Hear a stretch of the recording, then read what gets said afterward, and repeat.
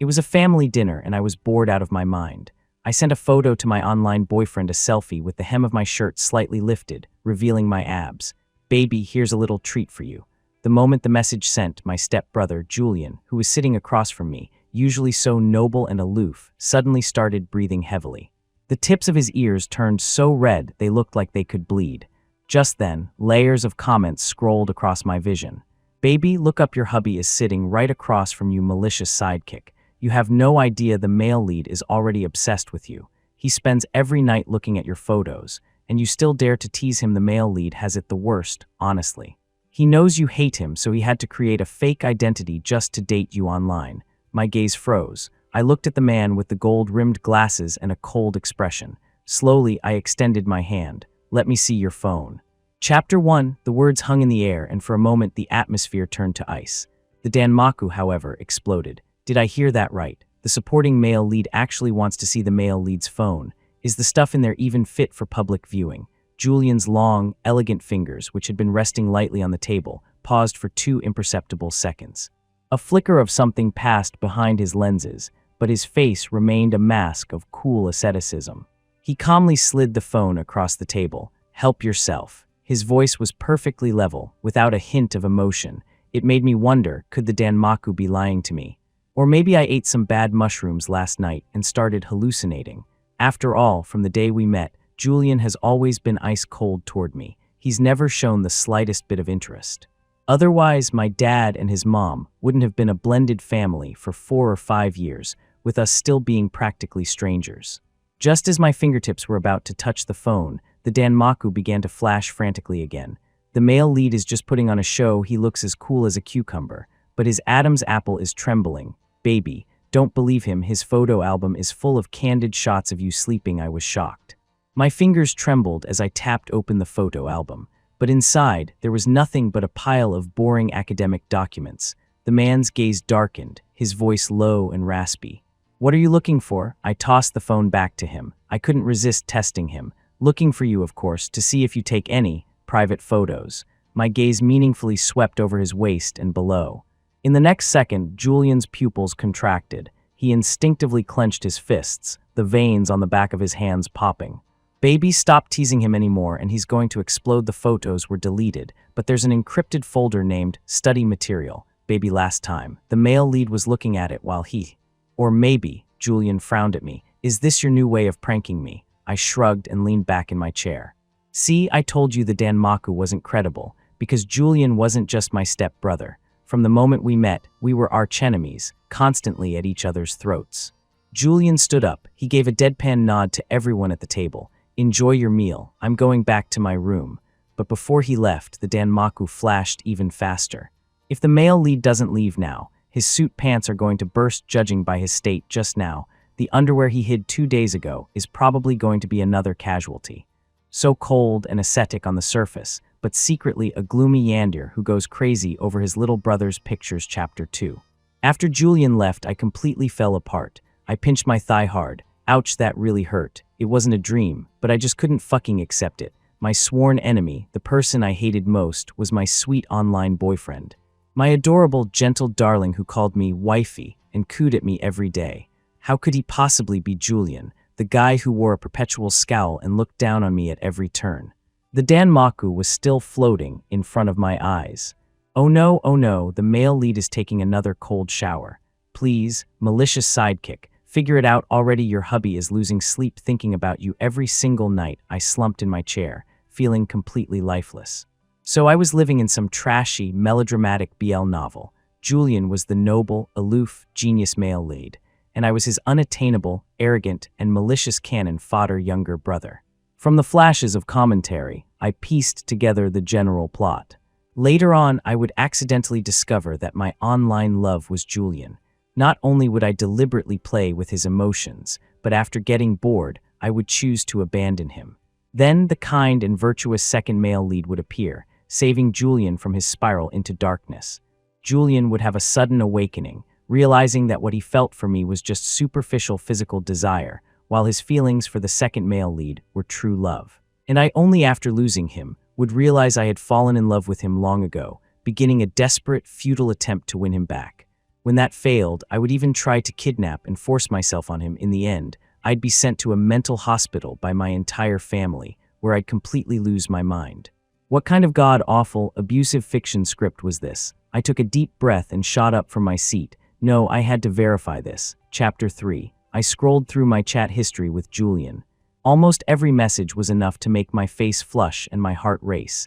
To be fair, when we first added each other, Julian wasn't very talkative. We met playing a game. He was a ruthless, silent killer. I was a terrible player, but I loved the game. After a losing streak of over a dozen games, with my teammates raging at me, someone suddenly invited me to their team. I gleefully accepted. And then I was carried to victory, game after game. After our session, I took the initiative to add his contact info. We started queuing regularly. As we talked more, our orientations became clear. I, being bold, started flirting with him relentlessly. We were both adults, we knew the score. I even managed to tease Julian into sending me quite a few pictures of his chest and abs. Each one was perfectly defined, oozing raw appeal. And in return, I would deliberately wear an unbuttoned black shirt, a pair of cat ears, and a long silver chain around my neck, and send him videos. Then, through the anonymous screen, we would listen to each other's breathing grow heavier and heavier.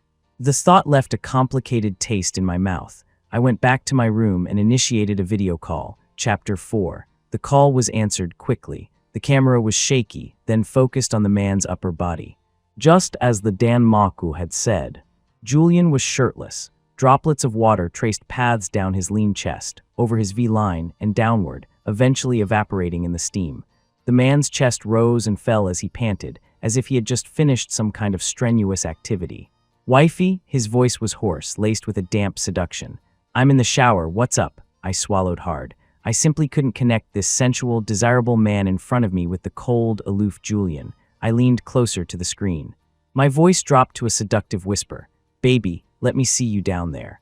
I remembered that Julian had a tiny mole on his lower back. I'd been so busy flirting all this time that I'd never paid attention to any special marks on my boyfriend. Julian's breath hitched. His Adam's apple bobbed twice, rapidly. His voice was tense. Wifey, we have a family gathering today. There are a lot of people. His breathing was a little ragged. Through the phone, I could almost feel his hot breath whispering in my ear. Wait until they're all gone, and hubby will show you, okay? I realized he had misunderstood. But looking at his face, which was struggling to maintain its composure, I scoffed inwardly. I was pretty much certain now. Julian was my online boyfriend. Devastated, I slowly lowered my phone. Oh, then forget it. My tone turned instantly cold and I hung up. Chapter 5. I don't like Julian's mom.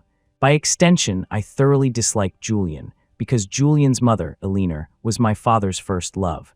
My own mother had been dead for less than a year when they got together. Isn't that just purely disgusting? What's more, my father always showed Julian exceptional regard and favoritism. This only made me feel more certain that Julian was here to compete with me for the family inheritance.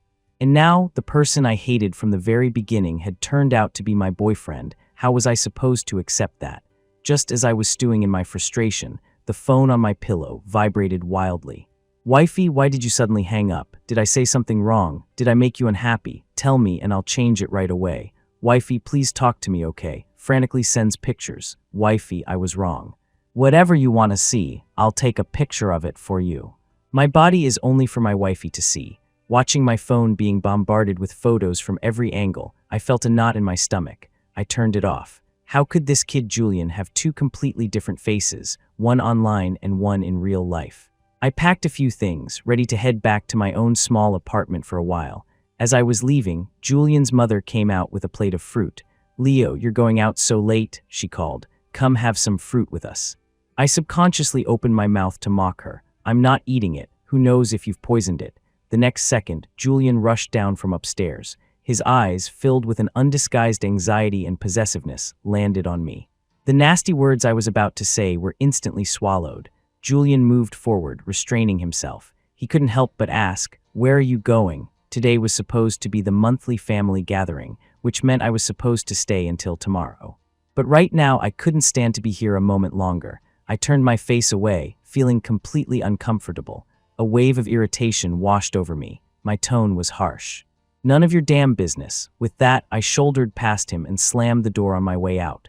Chapter 6. I avoided Julian for 3 days. For 3 days, I kept my phone off and moved directly into my dorm at the university. But that bastard seemed to have a tracker on me. I ran into him everywhere. I twisted my ankle playing basketball and had just collapsed onto the ground.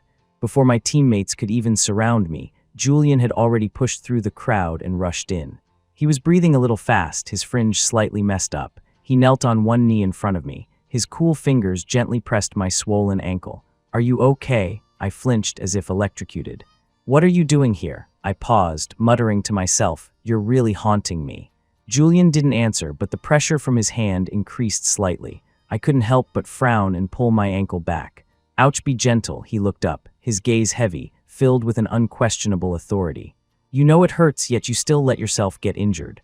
The next second, he leaned down directly. One arm went under my knees, the other around my back. He lifted me straight up into a Princess Carry. Julian put me down, I hissed, struggling. A collective gasp went through the crowd, especially a few of my closer buddies. They were already whispering amongst themselves. "What's going on? Didn't Leo hate that Julian guy? When did they get so close?" The long absent Danmaku scrolled wildly. "A Princess Carry, it's a Princess Carry. Isn't the supporting male lead like 6 feet tall? And the male lead just picked him up so effortlessly. The male lead's arm strength is practically God-tier, baby. Stop squirming, any more rubbing, and your hubby is going to lose control in public." Sure enough, Julian's arms tightened. His body heat radiated through the thin fabric of our clothes. "Don't move," he whispered, his lips almost brushing my ear. The heat of his breath made my earlobe tingle. Under everyone's watchful eyes, I froze in shock. I had no choice but to let Julian carry me all the way to the infirmary. But the doctor on duty happened to be out. Julian had to rummage for an ice pack and bandages himself. He knelt down and gently cradled my foot in his palm. My heart hammered in my chest. The air in the room felt too thin and I struggled to breathe. I awkwardly tried to pull my foot back. I can do it myself. But he held on tighter, his fingertips lightly tracing the swollen area of my ankle. "Leo," he said, his head bowed, focused on applying the ice pack. His voice was deep. "Why have you been avoiding me lately?" My heart skipped a beat. I defensively raised my voice. "What are you talking about? Who's avoiding you?" He jerked his head up, his gaze as sharp as a knife, as if trying to see right through me. "Did you figure something out?" Chapter 7. My heart rate skyrocketed. I was afraid Julian would expose everything. After all, I still hadn't figured out how I was supposed to face him. Just as Julian leaned in closer, his presence almost suffocating, a gentle male voice came from behind us. "Senior." We both turned our heads at the same time. A delicate-featured young man had walked in, holding a few books. Julian froze. The desire that had been churning in his eyes just moments ago was instantly suppressed, and he reverted to his usual cool, self-contained demeanor. The young man's gaze flickered between me and Julian, finally settling on Julian. He ran forward, his face lit with a pleasant surprise. "Senior, it really is you. Thank you for the umbrella last time. If it weren't for you, I would have been stuck in that downpour." Julian gave a slight nod, his attitude polite but distant. But I saw the hand hanging at his side quietly clench into a fist. Holy shit, the second male lead is already on the scene. It's over. This is a total charaba, a chaotic battlefield of love. No, I was waiting for the male lead's identity to be exposed, and for the little brother to start the forced love plotline. I can't breathe. Our gentle second male lead has finally appeared. This supporting male lead isn't likable at all. His personality is so twisted, and he's always randomly aggressive towards the male lead. Get the malicious sidekick off the stage. So, this was the second male lead, Caleb Reed. I don't know what he said to Julian, but Julian glanced back at me with a worried look. He handed me the ointment. "Wait here for me. I have something to tell you when I'm done." He took 2 steps, then turned back to warn me again. "Don't you dare leave before I get back." I watched him and Caleb walk away. Suddenly, the sharp pain in my ankle was nothing compared to the strange ache in my chest. I couldn't help but sneer inwardly. That jerk just then, one of my friends, Sam Jones, came to the infirmary, worried about me. He stared at Julian's departing back, his face a mask of disbelief. "Leo, man, did you and that guy bury the hatchet?" "No," I said. "Yours truly doesn't like him one bit." Chapter 8. To stop myself from feeling any worse, I made up my mind. Before the tragedy described in the Danmaku could happen, I would make a clean break. I sent a message to Julian, telling him I was bored and wanted to break up. Then in one swift motion, I deleted and blocked him. My heart felt like it had a huge hole in it. My big, sweet puppy of a boyfriend, gone just like that online dating ruins lives yours truly, is never touching online dating again over the weekend. I was in my apartment, catching up on sleep. I was dead to the world when a call from my friend, Sam Jones, woke me up. "Leo, man, get to the bar quick. We've got a great show lined up for you." I wasn't interested and was about to hang up. Suddenly, a comment floated by. "Baby, go save the male lead. Your buddy spiked his drink to get revenge for you. The male lead is so faithful." To stay lucid, he even cut himself with a knife. If the second male lead hadn't shown up and helped the male lead with his hand. It was after this incident that the male lead started to develop feelings for the second male lead. My hand, about to hang up, froze. I pictured Julian's face, a face that wouldn't change even if Mount Tai collapsed before it. What would a drugged Julian look like? But he was the male lead. He was destined for someone else. I wasn't about to go rushing in to be the cannon fodder, not if it meant ending up crazy in a mental hospital. However, the next second the Danmaku continued. Later, when the male lead came into power, the first thing he did was destroy everyone who drugged him tonight. A chill ran down my spine. "Send me the address," Chapter 9. And so, following the Danmaku's prompt and Sam's location pin, I arrived at the bar. Before I even reached the private room, I saw Julian, flushed and leaning against a sofa. His face was crimson, and a few buttons on his shirt had popped open, revealing his delicate collarbones and a hint of a firm chest. His breathing was heavy, as if the thread of his sanity was about to snap. And Sam and the others were nowhere to be seen. Caleb Reed was kneeling beside him, speaking timidly. "Senior, I can help you." "Help him how?" As he spoke, he knelt down and reached his hands toward the space between Julian's legs. But before he could get close, Julian frowned and pushed him away, his tone fierce.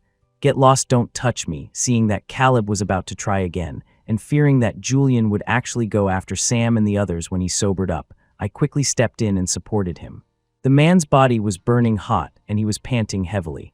The moment he saw me, a flicker of clarity returned to his hazy eyes. His brow instantly relaxed, and he slumped onto my shoulder.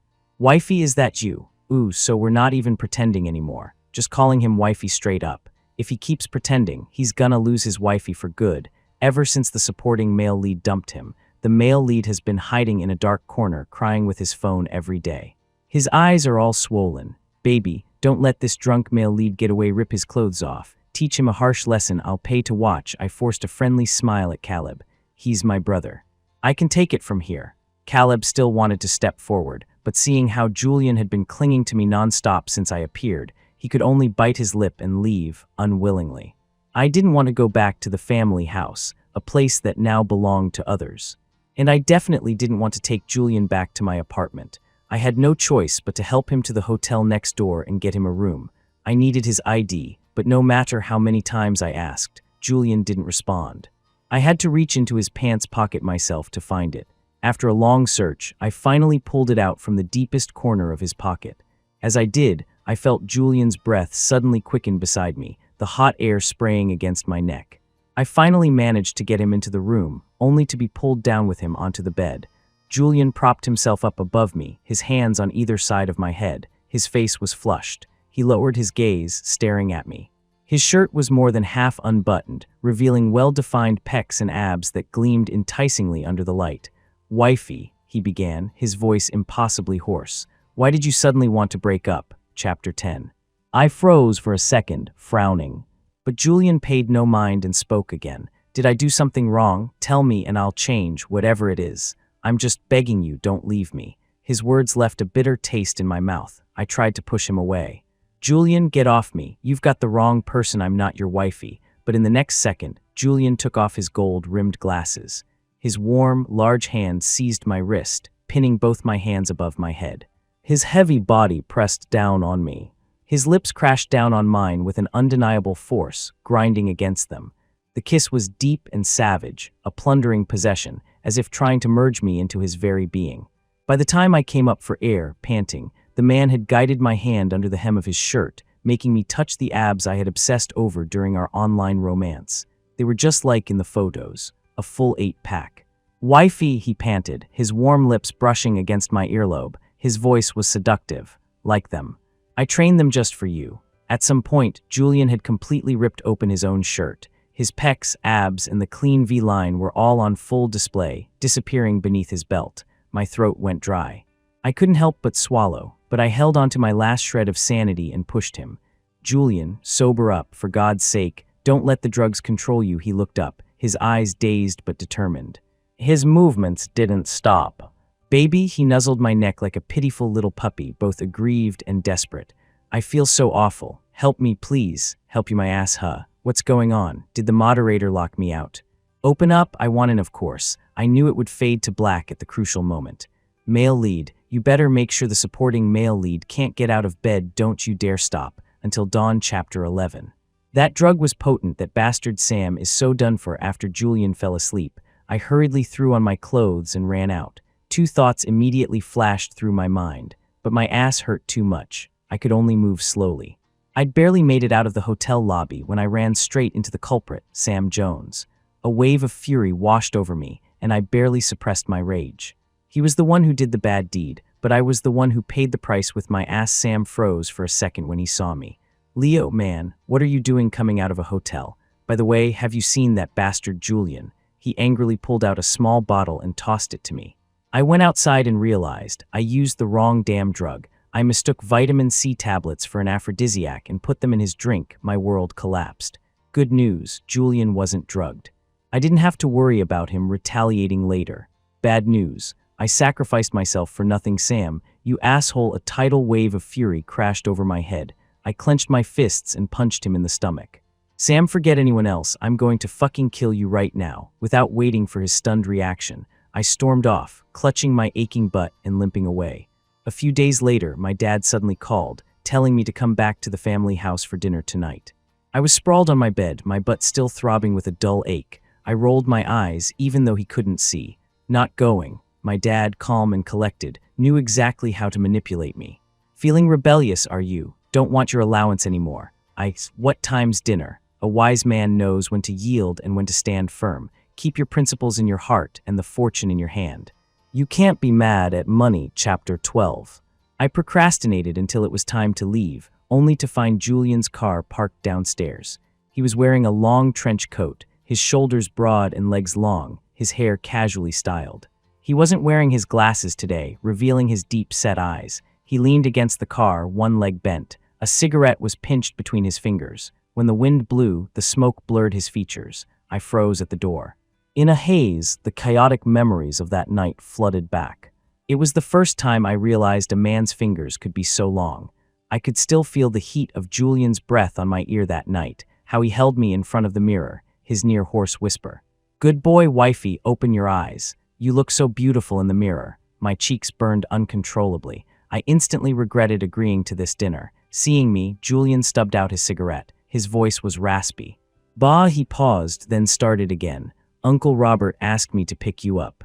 He opened the passenger door, his gaze fixed on me. "Leo, stop avoiding me." I walked past him without a word, pulled open the back door, and slid inside.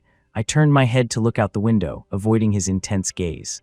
"Don't flatter yourself," I said coldly. "I'm not avoiding you." My expression was cold, a clear sign that I refused to communicate. As for what happened that night, I had already made up my mind.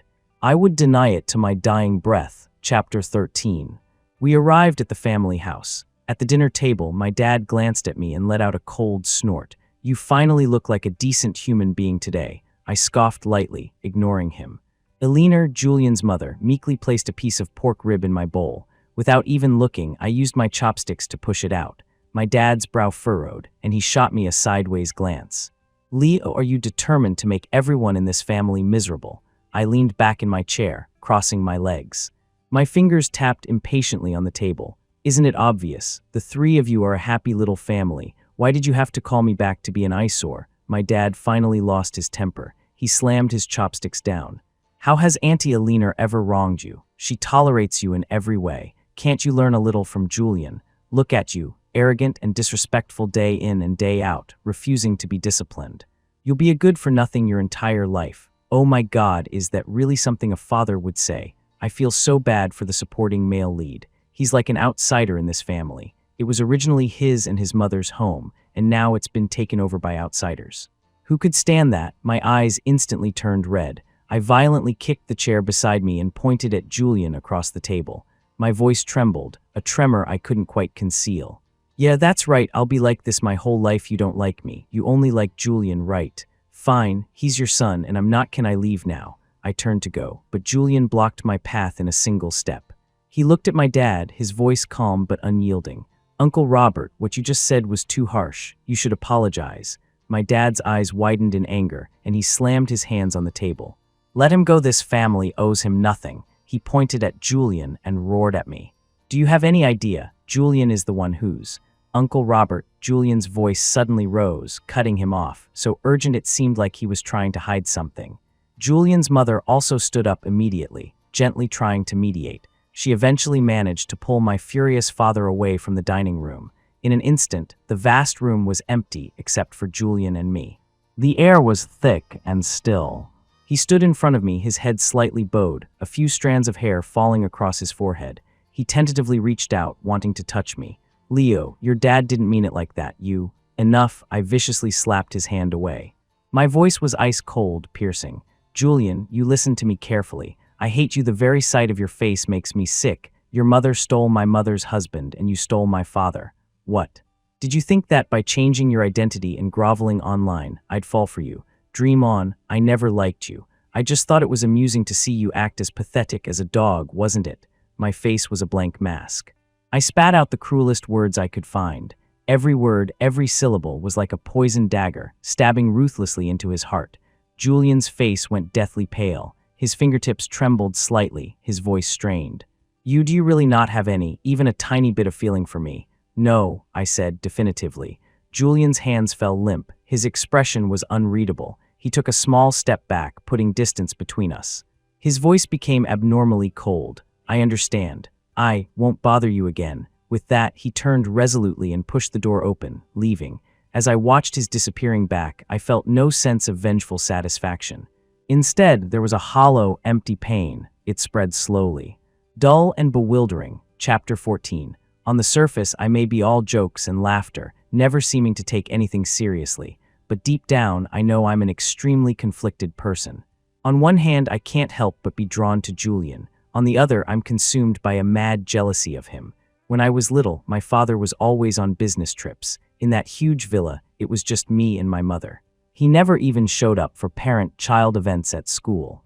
I once naively thought he was just bad at expressing himself, that he was career-focused. Until Julian and his mother appeared, my father changed. He would come home on time. His face wore the gentle smile I had once longed for. Even the little attention he had left for me was all directed at Julian. So my hatred for Julian was perhaps more of a misplaced anger, with nowhere else to go. After I got back, the restlessness and nameless fire inside me nearly consumed me. So I decided to go stay with my grandma for a few days. Since my mom passed away, she had moved to an old house in the countryside, living in seclusion. That place had become pretty much the only sanctuary where I could breathe. Seeing my listless state, Grandma Helen tapped me on the head. Did you get into some love trouble out there? Running to me to hide, are you? I looked at my grandma, stunned. What are you talking about? Though, that was admittedly part of the reason. Grandma Helen smiled. Leo, my dears, you can't solve problems by running away from them. You have to learn to face them. I hung my head. I know. That evening, right after dinner, I was out in the yard enjoying the breeze. My grandma suddenly walked out of the house. She sat down next to me, her face full of affection. Leo, your father called me this afternoon. He told me everything. My body stiffened. I sat up straight and looked at her. Grandma Helen sighed. Don't be angry with your father anymore. And your Auntie Alina, she's not a bad person. I frowned, completely baffled. Why was my grandma defending that woman? She slowly took a ring out from her pocket and placed it in my palm. Leo, you are not your father's biological son. Chapter 15. That sentence was like a clap of thunder. It exploded in my mind. My eyes flew open. I shot to my feet, nearly screaming. Grandma, what are you talking about? How could he not be my dad? Just then, the Danmaku, which I hadn't seen for a long time, reappeared. WTF, what's happening? How many episodes did I miss? I think the original novel just glossed over the supporting male lead's backstory. So who is his real dad? I know I just skimmed the later chapters. It turns out Julian is Robert's biological son, as I expected. Grandma Helen continued. Back then, your mother and your father, they both had people they loved.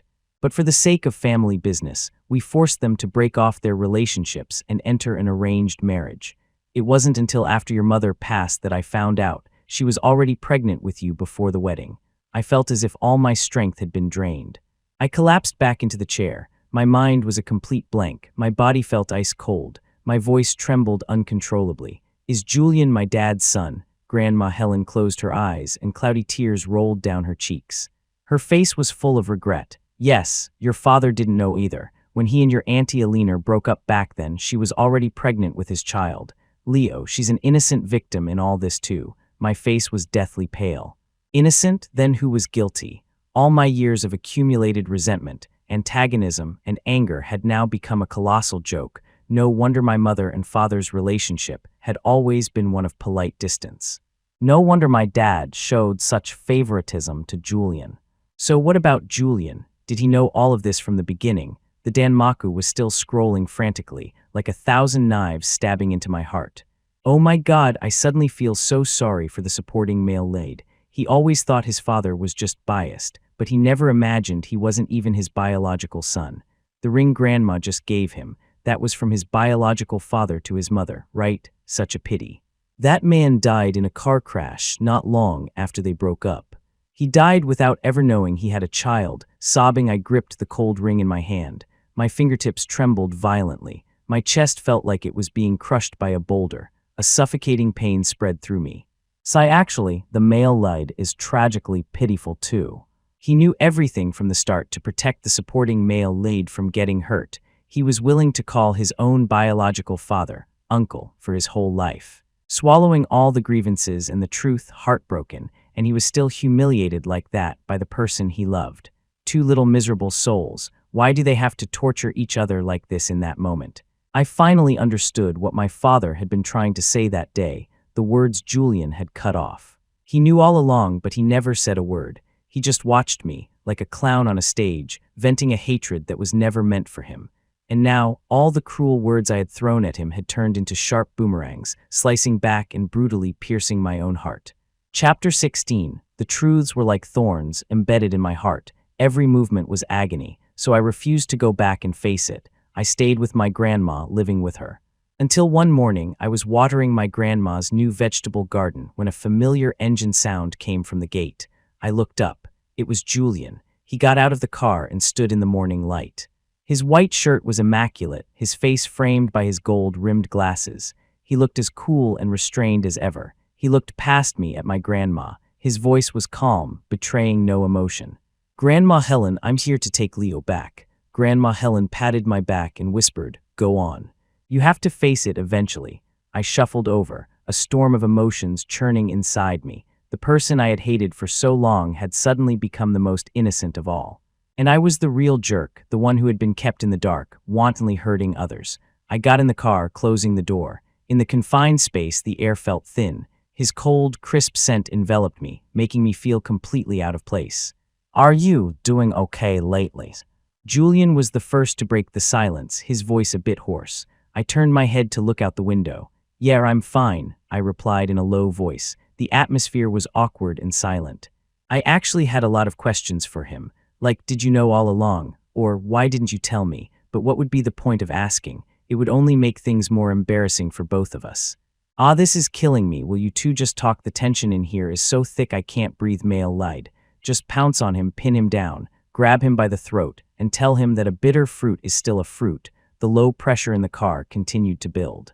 While we were waiting at a red light, I opened my mouth, deciding to say something, anything. But suddenly, a huge truck appeared in my field of vision. It had lost control and was careening straight toward us. I instinctively cried out, "Watch out!" Julian's pupils contracted. He reacted instantly, wrenching the steering wheel. At the same time, he unhesitatingly threw his body over me, encasing me tightly in his arms. The violent impact, a deafening crash. When it was all over, the world seemed to fall silent. I was held securely beneath him. Aside from dizziness from the impact and a few scrapes, I was mostly unharmed. "Julian, are you okay?" I yelled his name in a panic, my voice cracking with sobs. He slowly released me. The corner of his forehead was cut by shattered glass. Blood trickled down his pale cheek, staining the front of his shirt red. I was afraid to touch him. Hang in there, the ambulance is coming.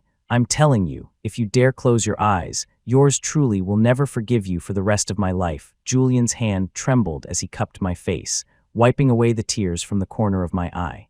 His voice was terribly hoarse. Each word seemed to be squeezed from his chest. Leo, don't cry. You're crying now. Does that mean you have feelings for me too? Chapter 17. I nodded my head frantically, unable to form a single complete sentence. A violent panic engulfed me. He gasped for breath, as if trying to speak all the regrets in his heart. I know you hate me, loathe me, but from the first day I stepped into this house, from the first moment I saw you, I was fucking done for. He paused, seeming to lose his strength. But he was afraid that if he didn't finish, he would never get the chance to say these words. So he forced himself to continue. I admit it, I couldn't control myself from wanting to get close to you. That's why I used such a despicable, shady online dating scheme to secretly covet you. Julian suddenly pulled me into his arms, ignoring our battered state. He held me with all his might. Scalding tears fell uncontrollably into the crook of my neck, so hot they made my soul tremble. Leo, you listen to me carefully. I love you. It's the love a man has for his lover, a dirty, squalid, shouldn't see the light of day, but utterly uncontrollable love. Sob. He finally said it. The male lead's love is truly something to behold in the face of life and death. All pretenses and reason no longer matter, by the way. Where did my gentle second male lead go? I feel like the plot has completely derailed from the original novel. I don't care. Lock this couple together. I'll swallow the key. I was frozen in his embrace, feeling his body tremble. His words, thick with love, washed over me like a tsunami. In the distance, the faint sounds of sirens and an ambulance grew louder. I leaned close to his ear, looking at his already closed eyes, but the arms that held me tight never, for a single moment, loosened their grip. Slowly, I parted my lips. You idiot, I love you too. It's just that I'm a coward and a twisted one at that. Before I knew the truth, I suppressed my feelings. I was afraid that accepting you would be a betrayal of my mother, and after I learned the truth, I was too ashamed to face you. So I fell back on my old habit, running away. Julian, you are the brave one, and I am the coward in love. Chapter 18. Luckily, Julian had turned the wheel in time. So, although he was severely injured, with multiple fractures, his life was not in danger. I stayed by his bedside day and night, tracing the lines of his face with my eyes, but those dark eyes remained closed. I gripped Julian's hand tightly, unwilling to let go. Sam came by once. He saw me practically draped over Julian and was horrified. Leo, man, you too are. My gaze remained fixed on Julian, afraid to miss the slightest sign of him stirring. Yes, I said calmly. I love him, Sam left, looking completely spooked. Later, my dad and Auntie Alina came. They looked at our intertwined hands with complicated expressions, but in the end, they didn't ask anything. It was as if they had known about Julian's feelings for me all along. I don't know how much time passed in this daze. When Julian's mother brought me food, she finally couldn't help but persuade me. Leo, go home and get some sleep, please. Auntie is begging you. You have no idea how frighteningly pale you look right now. If Julian woke up and saw you so haggard, he would be heartbroken. I thought about it. She was right. I should clean myself up. I couldn't let him see me in this state when he woke up, so I got up to go home. As I was leaving, I suddenly turned back. I bowed deeply and solemnly to Julian's mother. Auntie Alina, I'm sorry. I was a jerk before. I was immature. I said so many hurtful things and did so many wrong things. She stood there, stunned. Her body went rigid. Her eyes quickly reddened, shining with unshed tears. After a long moment, she smiled, a look of release on her face. Good child, Auntie never blamed you. Chapter 19. I went back to the family house. When I got home, I rushed to take a shower. I packed a few changes of clothes, eager to get back to the hospital. But before I went downstairs, my eyes happened to catch a glimpse of Julian's door, which was ajar. As if possessed, I walked in. The moment I turned on the light, my breath caught in my throat. The entire room was covered with pictures of me. Candid shots, snapshots from every angle, from every period of my life, and one photo in particular stood out. It was from when my mom was still alive. I had taken second place in a physics competition and was standing on the award stage. The boy in the photo had bright eyes, full of confidence and brilliance. He was bathed in a halo of light, full of spirit.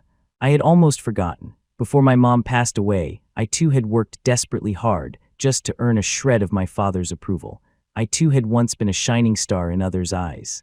I flipped the photo over and saw Julian's strong, elegant handwriting. From the moment I first saw him, I was captivated by the light in his eyes. And so, jealousy became a desire to protect. Tears streamed down my face without warning. So long ago, Julian had already known the truth. For the first time, I felt a direct, powerful, and overwhelming sense of Julian's surging, tidal wave of love for me. Chapter 20. I returned to the hospital, my eyes red and swollen. But at the door, I ran into someone unexpected, Caleb Reed. He stood hesitantly at the door of the hospital room. When he saw me, his cheeks flushed slightly, but his eyes were clear and frank. I assumed he was here to see Julian, so I invited him to come in and sit. But Caleb gently shook his head. His gaze fell on me. "No, I came to see you." I was a little surprised. "Me? Yes." He pursed his lips, then smiled, a look of release on his face. "Senior Julian told me he has someone he loves deeply. I know that person is you." He paused, then dropped a startling piece of information with a calm tone. "Actually, I'm a system user. In my original world, I'm already dead. Something called a system found me and told me that if I could successfully capture the male lead of this world, I could be resurrected. At first, I really did try my best to get close to Senior, but no matter what I did, even with the system's help, his affection level remained at 0. So, I gave up. It wasn't until recently, when the system notified me that my mission had failed, that I guessed Senior must already be with you. It all clicked into place. No wonder the Danmaku had said the plot had completely deviated from the original. So, if the mission failed, what happens to you? He shrugged, showing no sign of disappointment. In fact, there was a hint of longing in his expression. "I get to stay in this world forever, and that's fine. In my original world, I was an orphan with no friends. Being alive or dead didn't seem to make much difference. But here," his eyes suddenly lit up. "I have parents who love me and friends who care about me." Chapter 21. After Caleb left, I was still reeling from the sudden influx of information. So this world had broken free from some predetermined track and its constraints. I wasn't going to end up locked in a mental hospital, driven mad. I went back into the room. Julian was still unconscious. I continued to care for him meticulously every day at the hospital. Occasionally, I would whisper to him, "Older brother, please wake up soon. If you wake up, I'll do anything you ask. Even if it means calling you hubby every day." I suddenly felt it. Julian's fingers twitched slightly. My heart skipped a beat. I eagerly looked at him. But the person on the bed didn't move again. Disappointed, I sank back into the chair. I rested my head by his bed and couldn't help but fall into a deep sleep. Just before dawn, I felt something in my dream. I snapped my eyes open and met a pair of deep, clear eyes that had been watching me for who knows how long. They were smiling. "Julian, you're awake." I was so happy I was about to press the nurse call button, but Julian stopped me. He gripped my hand tightly, wrapped an arm around my waist, and pulled me into his embrace. He rested his chin in the crook of my neck. The warm air he exhaled brushed against the sensitive skin of my neck, bringing a slight tickle. "Wifey, before I passed out, I think I heard you say you love me, right?" His gaze locked onto mine, holding a barely perceptible, cautious hope, waiting for confirmation. Under his focused, devoted gaze, I wrapped my arms around him in return. I nodded forcefully, my voice clear and firm. Yes, in that instant, an indescribable, ecstatic joy erupted in Julian's eyes. His arms tightened, as if trying to merge me into his very bones and blood. His eyes quickly reddened, shimmering with tears. "Wifey, I love you the most." I leaned closer to him, my forehead resting against his. My nose brushed against his warm skin. I whispered a solemn promise. "I know. Hubby, I love you very, very much too." Outside the window, the dawn was breaking. The first ray of sunlight pierced through the glass, shining down on our embracing bodies. "Thank you, for when I thought no one in the world loved me, for when I was sharp and twisted, you still chose me, unwavering. In the future, we may still face many difficulties, but because I have you, these storms will only become a testament to our love." The end.